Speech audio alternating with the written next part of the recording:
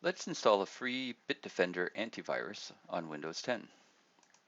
Open up your browser and, well, in fact, I'll give you a link in the description below, but right now I'll search for that link. I'll say free Bitdefender. Okay, so make sure that whenever you're going to get a file that you're going to the right domain, right? A lot of times the ads are not going to the correct domain. In this case, this one is, but I even like to avoid the ads. Like here we have Avast, right? It's great antivirus, but that's not what we're looking for right now. So the URL I want is this one from Bitdefender saying it has the free one, right? So let's click on that, and I will copy and paste this into the description later. So what we want to do is click on free download,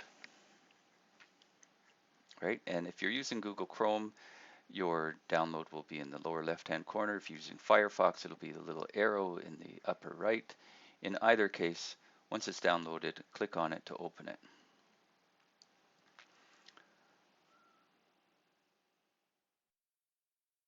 It should take a moment.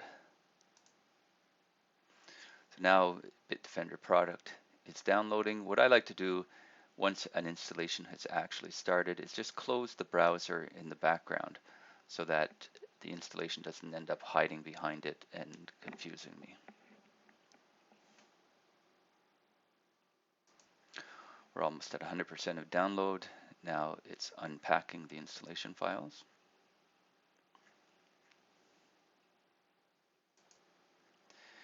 And you should eventually be greeted with this installation screen, right? So you're going to need to click on the agreement here, right? And you may or may not want anonymous usage report sent. I'll uncheck it in this case. And then, of course, you can click on install. You get a little progress in the lower left-hand corner. Now it's almost done.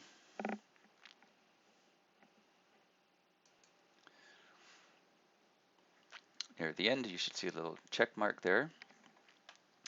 And you do need to sign into Bitdefender, all right? So this is basically a free account, no obligation, etc. So you want to click on that and create an account, all right? I have found, my personal experience with Bitdefender is that it's one of the more quiet and less intrusive antivirus. It generally doesn't slow down your computer very much. I have seen some systems where it does, but they tend to be the exception. So my recommendation would be go ahead and give them your name, email address, create a password for your account, check out and agree to the terms of use, and create your account. Now you'll have an award-winning, actually, free antivirus from Bitdefender.